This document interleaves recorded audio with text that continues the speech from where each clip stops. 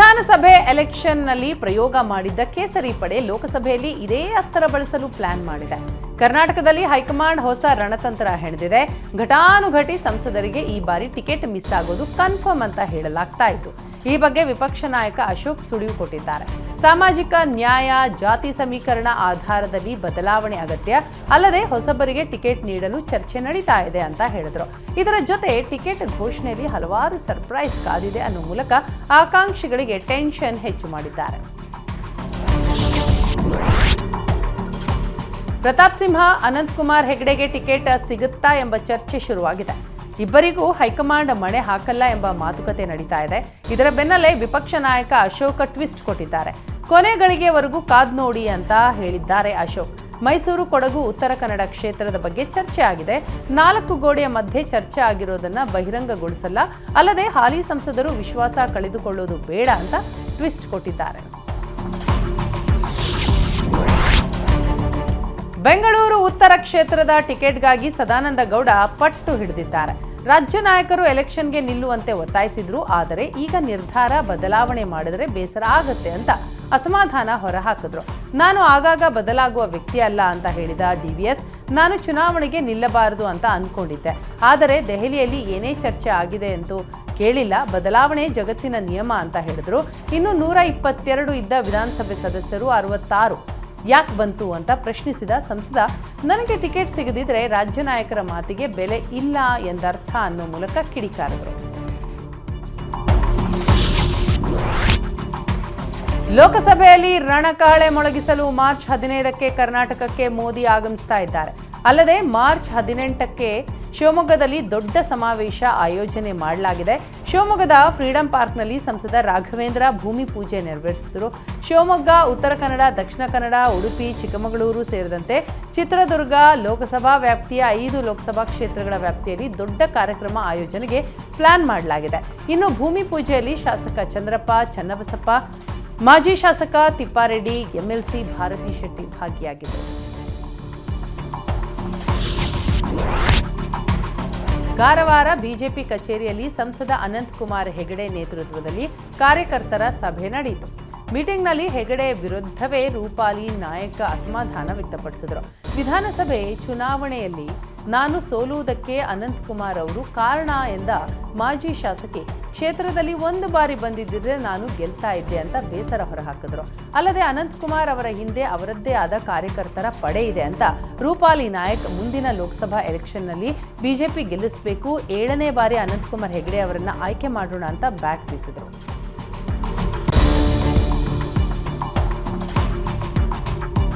ಘರ್ ವಾಪಸಿಯಾದ ಜಗದೀಶ್ ಶೆಟ್ಟರ್ ಯಾವ ಕ್ಷೇತ್ರದಿಂದ ಸ್ಪರ್ಧಿಸುತ್ತಾರೆ ಎಂಬ ಕುತೂಹಲ ಹೆಚ್ಚಾಗಿದೆ. ಈ ಬಗ್ಗೆ ಪ್ರತಿಕ್ರಿಯೆ ನೀಡಿದ ಮಾಜಿ ಸಿಎಂ, ಹಾವೇರಿ, ಬೆಳಗಾವಿಯಿಂದ ನನ್ನನ್ನ ಕರೆಯುತ್ತಿದ್ದಾರೆ, ಅಲ್ಲದೆ ಧಾರವಾಡದಲ್ಲಿ ಸ್ಪರ್ಧಿಸಿ ಅಂತ ಒತ್ತಾಯ ಕೇಳಿ ಬರ್ತಾ ಇದೆ. ಇನ್ನು ನನಗೆ ಲೋಕಸಭೆಗೆ ಅವಕಾಶ ಸಿಕ್ಕರೂ ಹೋಗಿರಲಿಲ್ಲ. 3 ಸಲ ಅವಕಾಶ ಬಂದಿತ್ತು, ಆದರೆ ನನಗೆ ಆಸಕ್ತಿ ಇರಲಿಲ್ಲ ಎಂದ ಶೆಟ್ಟರ್, ಪಕ್ಷದ ನಾಯಕರು ಹೇಳಿದ್ರೆ ನಾನು ಸ್ಪರ್ಧೆಗೆ ಸಿದ್ಧ ಅನ್ನೋ ಮೂಲಕ ಟಿಕೆಟ್ಗೆ ಟವಲ್ ಹಾಕಿದ್ದಾರೆ. ಇದರ ಜೊತೆಗೆ ನಾನು ಯಾವ ಅಭ್ಯರ್ಥಿ ಪರ ಮಾತಾಡೋಲ್ಲ ಅನ್ನೋ ಮೂಲಕ ಜೋಶಿ ವಿರುದ್ಧ ಆಕ್ರೋಶ ಹೊರಹಾಕಿದರು. ನನ್ನನ್ನ ಲಿಂಗಾಯತ ವಿರೋಧಿ ಎನ್ನುವವರ ನಾಲಿಗೆ ಕತ್ತರಿಸಬೇಕು ಅಂತ ಸಂಸದ ಜಿಗಜಿಣಗಿ ಆಕ್ರೋಶ ಹೊರಹಾಕಿದ್ದಾರೆ. ವಿಜಯಪುರದಲ್ಲಿ ಭಾಷಣ ಮಾಡಿದ ಸಂಸದ ಜಿಗಜಿಣಗಿ, ನಾನು 30 ವರ್ಷದ ರಾಜಕಾರಣದಲ್ಲಿ ಯಾವತ್ತೂ ಜಾತಿ ರಾಜಕಾರಣ ಮಾಡಿಲ್ಲ. ಎಲ್ಲ ಜನರು ನಮ್ಮವರು ಅಂತ ಹಗಲು ರಾತ್ರಿ ಕೆಲಸ ಮಾಡಿದ್ದೇನೆ. ಇನ್ನು ದಲಿತರನ್ನ ಕಟ್ಟಿಕೊಂಡು ರಾಜಕೀಯ ಮಾಡಿದ್ದರೆ ಇಷ್ಟು ಮುಂದಕ್ಕೆ ಬರೋಕ್ ಆಗ್ತಿರ್ಲಿಲ್ಲ ಅನ್ನೋ ಮೂಲಕ ಬೇಸರ ಹೊರಹಾಕಿದರು. ಪ್ರತಾಪ್ ಸಿಂಹಗೆ ಟಿಕೆಟ್ ಕೈ ತಪ್ಪುತ್ತೆ ಎಂಬ ಚರ್ಚೆಯ ಬೆನ್ನಲ್ಲೇ ಬೆಂಗಳೂರಿಗೆ ಬರುವಂತೆ ಬುಲಾವ್ ಬಂದಿದೆ. ಚುನಾವಣಾ ಉಸ್ತುವಾರಿ ರಾಧಾ ಮೋಹನ್ ದಾಸ್ ಕರೆ ಮಾಡಿ ಚರ್ಚೆ ಮಾಡಬೇಕು ಬನ್ನಿ ಅಂತ ಕರೆದಿದ್ದಾರೆ. ಈಗಾಗಲೇ ಬೆಂಗಳೂರಿನತ್ತ ಸಂಸದ ಧಾವಿಸ್ತಾ ಇದ್ದು ಭಾರಿ ಕುತೂಹಲ ಕೆರಳಿದೆ. ಇನ್ನು ನನಗೆ ಟಿಕೆಟ್ ಕೈ ತಪ್ಪಲು ಕಾರಣ ಕೊಡಿ ಎಂದ ಪ್ರತಾಪ್ ಸಿಂಹ, ನಾನು ಯಾವುದರಲ್ಲಿ ಕಡಿಮೆ ಇದ್ದೇನೆ ಅಂತ ಮಾತನಾಡುತ್ತಲೇ ಭಾವುಕರಾದರು. ಇತ್ತ ಯದುವೀರ್ ಪರ ಸಂಸದ ಪ್ರತಾಪ್ ಸಿಂಹ ಬ್ಯಾಟಿಂಗ್ ಮಾಡಿದ್ದು, ಯದುವೀರ್ ಒಡೆಯರ್ಗೆ ಟಿಕೆಟ್ ಕೊಟ್ರೆ ಸ್ವಾಗತ, ಅವರ ಪರ ಕೆಲಸ ಮಾಡಿದ್ರೆ ನಾನೇ ಕರಪತ್ರ ಹಂಚಿ ಬ್ಯಾನರ್ ಕಟ್ಟಿ ಗೆಲ್ಲಿಸುತ್ತೇನೆ ಅಂತ ಹೇಳಿದರು. ಯದುವೀರ್ ಸ್ಪರ್ಧೆ ಸ್ವಾಗತಿಸುತ್ತಲೇ ಪ್ರತಾಪ್ ಸಿಂಹ ಚುನಾವಣೆ ಎಚ್ಚರಿಕೆ ಕೊಟ್ಟಿದ್ದಾರೆ. ಯದುವೀರ್ಗೆ ಚುನಾವಣೆ ಅಷ್ಟು ಸುಲಭವಲ್ಲ ಅಂತ ಒಡೆಯರ್ ಕಾಲೆಳೆದಿದ್ದಾರೆ. ಎಸಿ ರೂಮ್ನಲ್ಲಿರೋರು ಮಹಾರಾಜರು ಚುನಾವಣೆಗೆ ನಿಲ್ಲೋದನ್ನ ಸ್ವಾಗತಿಸುವೆ ಎಂದ ಪ್ರತಾಪ್ ರಾಜಕಾರಣಕ್ಕೆ ಬಂದು ಮಹಾರಾಜರೇ ಸಾಮಾನ್ಯರ ಬಳಿಗೆ ಬರಲಿದ್ದಾರೆ ಅನ್ನೋ ಮೂಲಕ ವ್ಯಂಗ್ಯವಾಡಿದ್ದಾರೆ.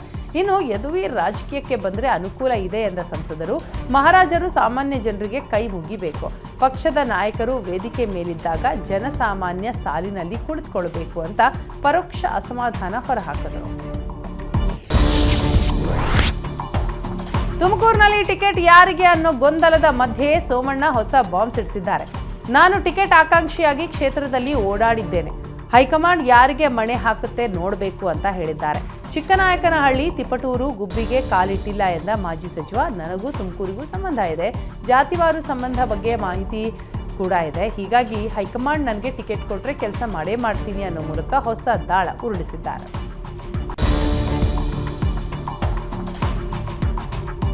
ನಿನ್ನೆ ಸಿಇಸಿ ಸಭೆ ನಡೆಸಿ ಬಿಜೆಪಿ ಹೈಕಮಾಂಡ್ ಟಿಕೆಟ್ ಫೈನಲ್ ಮಾಡಿದೆ. ಇದರ ಬೆನ್ನಲ್ಲೇ ದೆಹಲಿ ನಾಯಕರ ಫೋನ್ಗಾಗಿ ಕುಮಾರಸ್ವಾಮಿ ಕಾಯ್ತಿದ್ದಾರೆ. ಜೆಡಿಎಸ್ ಜೊತೆ ಹಲವು ಸ್ಥಾನಗಳ ಹೊಂದಾಣಿಕೆ ಮಾಡಿಕೊಳ್ಳಲು ಮಾತುಕತೆ ಬಾಕಿ ಇದೆ. ಯಾವ ಕ್ಷೇತ್ರ ಬಿಟ್ಟುಕೊಡಬೇಕು, ಯಾವುದು ಬಿಟ್ಟು ಕೊಡಬಾರದು ಅಂತ ಎಚ್ಡಿಕೆ ಜೊತೆ ಚರ್ಚೆ ನಡೆಸಲಿದ್ದಾರೆ. ಹೀಗಾಗಿ ವರಿಷ್ಠರು ಸೂಚನೆ ಕೊಡ್ತಾ ಇದ್ದಂತೆ ಕುಮಾರಸ್ವಾಮಿ ದೆಹಲಿಗೆ ತೆರಳಲಿದ್ದಾರೆ. ಸದ್ಯ ಜೆಪಿ ನಗರ ನಿವಾಸದಲ್ಲಿ ಕುಮಾರಸ್ವಾಮಿ ಇದ್ದು ಯಾವುದೇ ಕ್ಷಣದಲ್ಲಿ ದೆಹಲಿಗೆ ತೆರಳಬಹುದು. ಚಿಕ್ಕಮಗಳೂರಿನಲ್ಲಿ ಗೋ ಬ್ಯಾಕ್ ಶೋಭಕ್ಕ ಅಭಿಯಾನ ಈಗ ದೆಹಲಿಗೆ ಶಿಫ್ಟ್ ಆಗಿದೆ. ದೆಹಲಿಗೆ ಬರುವಂತೆ ಸಿಟಿ ರವಿಗೆ ಹೈಕಮಾಂಡ್ ಬುಲಾವ್ ಕೊಟ್ಟಿದೆ. ಮಂಗಳೂರಿನಿಂದ ಮಾಜಿ ಸಚಿವ ದೆಹಲಿಗೆ ತೆರಳಿದ್ದಾರೆ. ಸಂಸದೆ ಶೋಭಾ ಕರಂದ್ಲಾಜೆಗೆ ಟಿಕೆಟ್ ನೀಡದಂತೆ ಬಿಜೆಪಿ ಸಭೆಯಲ್ಲೇ ಕಾರ್ಯಕರ್ತರು ಆಕ್ರೋಶ ಹೊರಹಾಕಿದ್ರು. ಕಳೆದ 1 ತಿಂಗಳಿನಿಂದ ಗೋ ಬ್ಯಾಕ್ ಅಭಿಯಾನ ಕೂಡ ಶುರುವಾಗಿ ಪೋಸ್ಟರ್ ಅಭಿಯಾನ ನಡೆದಿತ್ತು. ಇನ್ನು ಸಿಟಿ ರವಿಯೇ ಪಕ್ಷಕ್ಕೆ ದ್ರೋಹ ಮಾಡಿದ್ರೆ ಕರ್ಮ ಯಾವತ್ತೂ ಬಿಡಲ್ಲ ಅನ್ನೋ ಮೂಲಕ ಪರೋಕ್ಷವಾಗಿ ವಾಗ್ದಾಳಿ ನಡೆಸಿದ್ರು. ಈಗ ಸಿಟಿ ರವಿಗೆ ದೆಹಲಿ ಭೇಟಿ ಭಾರಿ ಕುತೂಹಲ ಮೂಡಿಸಿದೆ. ಕೆಲವೇ ಕ್ಷಣಗಳಲ್ಲಿ ಅಮಿತ್ ಶಾ, ನಡ್ಡಾ ಭೇಟಿ ಮಾಡಿ ಮಾತುಕತೆ ನಡೆಸಿದ್ದಾರೆ. ಚಿತ್ರದುರ್ಗದಲ್ಲಿ ಮೋದಿ ವಿರುದ್ಧ ಅವಾಚ್ಯ ಶಬ್ದ ಬಳಸಿದ ಕಾಂಗ್ರೆಸ್ ಮುಖಂಡನ ವಿರುದ್ಧ ಬಿಜೆಪಿ ನಾಯಕರು ಪ್ರತಿಭಟನೆ ನಡೆಸಿದ್ದಾರೆ. ಕಾರ್ಮಿಕರ ಕಲ್ಯಾಣ ಮಂಡಳಿ ಉಪಾಧ್ಯಕ್ಷ ಜಿಎಸ್ ಮಂಜುನಾಥ್ ನಾಲಿಗೆ ಹರಿಬಿಟ್ಟಿದ್ರು. ಇದಕ್ಕೆ ಆಕ್ರೋಶ ಹೊರಹಾಕಿದ ಕಾರ್ಯಕರ್ತರು ಮಂಜುನಾಥ್ ವಿರುದ್ಧ ಕಾನೂನು ಕ್ರಮ ತೆಗೆದುಕೊಳ್ಳಬೇಕು ಅಂತ ಜಿಲ್ಲಾಧಿಕಾರಿ ಮೂಲಕ ಸರ್ಕಾರಕ್ಕೆ ಬಿಜೆಪಿ ಕಾರ್ಯಕರ್ತರು ಮನವಿ ಮಾಡಿದರು.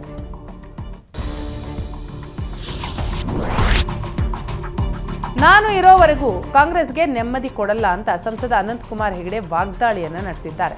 ದೇಶ ಹಾಳು ಮಾಡಿರುವ ಕಾಂಗ್ರೆಸ್ಗೆ ನೆಮ್ಮದಿ ಕೊಡಬಾರ್ದು, ಕಾಂಗ್ರೆಸ್ ಅವಾಂತರ ನೋಡಿದ್ರೆ ಯಾರಿಗೂ ನಿದ್ದೆ ಬರಲ್ಲ ಅಂತ ಹೇಳಿದ್ರು. ಅಲ್ಲದೆ ನೀತಿ ನಿಯತ್ತು ನಿಲುವು ಇಲ್ಲದೆ ಇರುವ ಪಕ್ಷ ಕಾಂಗ್ರೆಸ್ ಎಂದ ಹೆಗಡೆ ಇಡೀ ದೇಶವೇ ಕಾಂಗ್ರೆಸ್ ಮುಕ್ತ ಆಗಬೇಕು, ಕಾಂಗ್ರೆಸ್ ಕಿತ್ತು ಒಗೆಯುವ ಕ್ರಾಂತಿ ಆಗಬೇಕು ಅಂತ ಹೇಳಿದ್ರು. ಇನ್ನು ಬಿಜೆಪಿ ಟಿಕೆಟ್ಗಾಗಿ 21 ಜನ ಆಕಾಂಕ್ಷಿಗಳು ಅರ್ಜಿ ಹಾಕಿದ್ರು. ಕಾಂಗ್ರೆಸ್ ಟಿಕೆಟ್ಗಾಗಿ ಒಬ್ಬನೇ ಒಬ್ಬ ಅರ್ಜಿ ಹಾಕಲಿಲ್ಲ. ಯಾರಿಗೆ ಕೇಳಿದ್ರು ಕರಿಮಣಿ ಮಾಲೀಕ ನಾನಲ್ಲ ಅಂತಿದ್ದಾರೆ ಅಂತ ಅನಂತಕುಮಾರ್ ಹೆಗಡೆ ಲೇವಡಿ ಮಾಡಿದ್ರು. ಚಿಕ್ಕೋಡಿಯಲ್ಲಿ ಕಾಂಗ್ರೆಸ್ನಿಂದ ಯಾವ ಅಭ್ಯರ್ಥಿಯನ್ನ ಕಣಕ್ಕಿಳಿಸಬೇಕು ಎಂಬ ಚರ್ಚೆ ಜೋರಾಗಿದೆ. ಜಾರಕಿಹೊಳಿ ಮಗಳಿಗೆ ಟಿಕೆಟ್ ಕೊಡಲಾಗುತ್ತೆ ಎಂಬ ಮಾತುಕತೆ ನಡೀತಾ ಇದೆ. ಇದರ ಬೆನ್ನಲ್ಲೇ ಸತೀಶ್ ಜಾರಕಿಹೊಳಿ ಹೊಸ ಟ್ವಿಸ್ಟ್ ಕೊಟ್ಟಿದ್ದಾರೆ. ಮಗಳನ್ನ ಸ್ಪರ್ಧೆಗೆ ಇಳಿಸಲ್ಲ ಎಂದಿದ್ದ ಸಚಿವರು ಈಗ ಹೈಕಮಾಂಡ್ ಸೂಚನೆಗೆ ಕಾಯೋಣ ಅನ್ನೋ ಮೂಲಕ ರಣತಂತ್ರ ಹೆಣೆಯುತ್ತಿದ್ದಾರೆ. ಈಗಾಗಲೇ ಕಳುಹಿಸಿರುವ ಹೆಸರುಗಳನ್ನು ಹೈಕಮಾಂಡ್ ತಿರಸ್ಕರಿಸಿದೆ. ಪ್ರಿಯಾಂಕಾ ಜಾರಕಿಹೊಳಿಗೆ ಟಿಕೆಟ್ ನೀಡೋ ಬಗ್ಗೆ ಚರ್ಚೆ ನಡೀತಾ ಇದೆ ಎಂದ ಮಿನಿಸ್ಟರ್ ಪರೋಕ್ಷವಾಗಿ ಮಗಳಿಗೆ ಟಿಕೆಟ್ ಅನ್ನೋ ಸಂದೇಶ ರವಾನಿಸಿದ್ರು.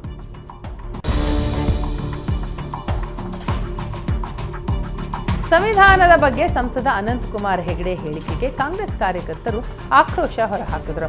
ಹುಬ್ಬಳ್ಳಿ, ಧಾರವಾಡ ಮಹಾನಗರ ಕಾಂಗ್ರೆಸ್ ಎಸ್ಸಿ ವಿಭಾಗದಿಂದ ಪ್ರತಿಭಟನೆ ಮಾಡಲಾಯಿತು. ಹೆಗಡೆ ಭಾವಚಿತ್ರಕ್ಕೆ ಬೆಂಕಿ ಹಚ್ಚಿ ಆಕ್ರೋಶ ಹೊರಹಾಕಿದ ಕಾಂಗ್ರೆಸ್ಸಿಗರು ಸಂಸದ ಸ್ಥಾನದಿಂದ ಶಾಶ್ವತವಾಗಿ ಅನರ್ಹಗೊಳಿಸಬೇಕು ಅಂತ ಆಗ್ರಹಿಸಿದರು. ಅಲ್ಲದೆ ಜಿಲ್ಲಾಧಿಕಾರಿ ಮೂಲಕ ರಾಷ್ಟ್ರಪತಿಗಳಿಗೆ ಮನವಿ ಮಾಡಿದರು. ಮಾದಕ ವಸ್ತುಗಳ ವಿರುದ್ಧ ಪೊಲೀಸರು ಭರ್ಜರಿ ಕಾರ್ಯಾಚರಣೆ ನಡೆಸಿದ್ದಾರೆ. 3 ವಿದೇಶಿ ಡ್ರಗ್ ಪೆಡ್ಲರ್ ಸೇರಿ 6 ಡ್ರಗ್ ಪೆಡ್ಲರ್ ಬಂಧಿಸಿದ್ದಾರೆ. 44 ಲಕ್ಷ ಮೌಲ್ಯದ ನಿಷೇಧಿತ ಮಾದಕ ವಸ್ತುಗಳನ್ನು ವಶಕ್ಕೆ ಪಡೆದಿದ್ದಾರೆ. ಯಲಹಂಕ, ಕೆಜಿನಗರ, ಹೆಣ್ಣೂರು, ರಾಜಗೋಪಾಲನಗರ ಠಾಣೆಯಲ್ಲಿ ಪ್ರಕರಣ ದಾಖಲಾಗಿತ್ತು. ಬಿಸಿನೆಸ್ ವೀಸಾದಲ್ಲಿ ಭಾರತಕ್ಕೆ ಬಂದು ವಿದೇಶಿ ಪ್ರಜೆಗಳು ಡ್ರಗ್ ಡೀಲ್ ಮಾಡ್ತಾ ಇದ್ರು. ಇನ್ನು 18 ಕೆಜಿ ಗಾಂಜಾ ವಶಕ್ಕೆ ಪಡೆದಿದ್ದು ಆರೋಪಿಗಳನ್ನು ವಶಕ್ಕೆ ಪಡೆದಿದ್ದಾರೆ.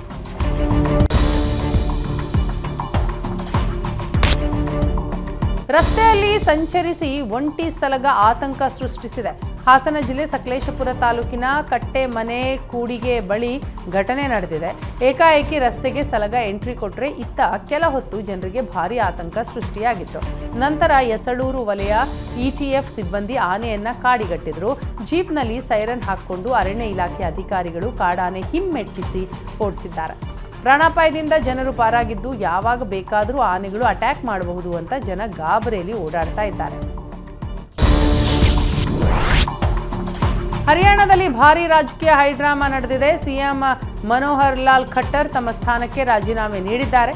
ಬಿಜೆಪಿ ಜೆಜೆಪಿ ರಾಜಕೀಯ ಮೈತ್ರಿ ಪತನದತ್ತ ಸಾಗಿದೆ. ಇನ್ನು ಖಟ್ಟರ್ ಸಚಿವ ಸಂಪುಟವೇ ಸಾಮೂಹಿಕ ರಾಜೀನಾಮೆ ಸಲ್ಲಿಸಿದೆ. ಬಿಜೆಪಿ ಜೆಜೆಪಿ ನಡುವೆ ಲೋಕಸಭಾ ಸೀಟು ಹಂಚಿಕೆ ವಿಷಯದಲ್ಲಿ ಭಿನ್ನಮತ ಏರ್ಪಟ್ಟು ರಿಸೈನ್ ಮಾಡಿದ್ದಾರೆ.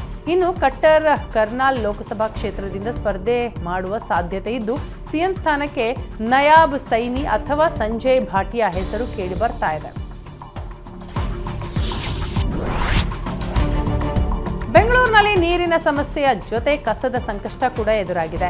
ಏರ್ಪೋರ್ಟ್ ಬಳಿ ಇರೋ ಬೆಳ್ಳಳ್ಳಿ ಕಸದ ಕ್ವಾರಿ ವಾಸನೆಯಿಂದ ಜನರಲ್ಲಿ ಆತಂಕ ಎದುರಾಗಿದೆ. ಬೆಳ್ಳಳ್ಳಿ ಕಸ ಘಟಕ ಸ್ಥಳಾಂತರ ಮಾಡುವಂತೆ ಬೆಳ್ಳಳ್ಳಿ ಮಿಟ್ಟಿಗಾನಹಳ್ಳಿ ಸಾತನೂರು ಗ್ರಾಮಸ್ಥರಿಂದ ಪ್ರತಿಭಟನೆ ಮಾಡಲಾಯಿತು. ಕಸದ ವಾಸನೆಯಿಂದ ಸುತ್ತಮುತ್ತಲಿನ ನಿವಾಸಿಗಳಿಗೆ ನೆಮ್ಮದಿ ಇಲ್ಲದಂತಾಗಿದೆ. ಇನ್ನು ಕಸದ ಕ್ವಾರಿಯಿಂದ ಬೋರ್ವೆಲ್ಗಳಿಗೆ ಕೊಳಚೆ ನೀರು ಸೇರ್ತಾ ಇದ್ದು ಜನರು ಆಕ್ರೋಶ ಹೊರಹಾಕಿದ್ದಾರೆ. ಸರ್ಕಾರಕ್ಕೆ ಎಷ್ಟೇ ಬಾರಿ ಕಸದ ಕ್ವಾರಿ ಸ್ಥಳಾಂತರಕ್ಕೆ ಮನವಿ ಮಾಡಿದ್ರು ಕ್ಯಾರೆ ಅಂತ ಎಲ್ಲ ಅಧಿಕಾರಿಗಳು ಅಂತ ಬೇಸರ ಹೊರಹಾಕಿದ್ರು.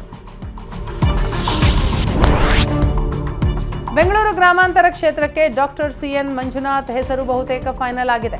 ಈ ಬಗ್ಗೆ ಸಿಪಿ ಯೋಗೇಶ್ವರ್ ಮಾಹಿತಿ ನೀಡಿದ್ದಾರೆ. ನಮ್ಮ ರಾಷ್ಟ್ರೀಯ ನಾಯಕರು ಅಂತಿಮ ಪಟ್ಟಿ ಅನುಮೋದನೆ ಮಾಡ್ತಾ ಇದ್ದಾರೆ. ಸ್ಥಳೀಯವಾಗಿ 8 ವಿಧಾನಸಭಾ ಕ್ಷೇತ್ರದ ಮೈತ್ರಿ ಮುಖಂಡರು ಇದಕ್ಕೆ ಒಮ್ಮತ ಸೂಚಿಸಿದ್ದಾರೆ. ಮಂಜುನಾಥೇ ಅಭ್ಯರ್ಥಿಯಾಗೋದು ಸೂಕ್ತ ಅಂತ ತೀರ್ಮಾನ ಮಾಡಿದ್ದೇವೆ ಅಂತ ಹೇಳಿದ್ರು. ಇನ್ನು ಹೈಕಮಾಂಡ್ಗೆ ಕುಮಾರಸ್ವಾಮಿ ಈ ಬಗ್ಗೆ ಸಂದೇಶ ರವಾನಿಸಲಿದ್ದಾರೆ ಎಂದ ಸಿಪಿವೈ. ಡಾಕ್ಟರ್ ಕೂಡ ಸ್ಪರ್ಧೆಗೆ ಒಪ್ಪಿದ್ದಾರೆ. ಎಚ್ಡಿಕೆ ಒಪ್ಪಿಸುವ ಕೆಲಸ ಮಾಡಿದ್ದಾರೆ ಅಂತ ಮಾಜಿ ಸಚಿವ ಹೇಳಿದರು.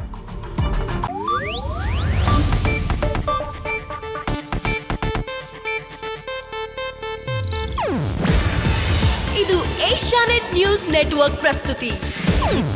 ನೀವು ನೋಡ್ತಿದ್ದೀರಾ ಏಷ್ಯಾನೆಟ್ ಸುವರ್ಣ ನ್ಯೂಸ್.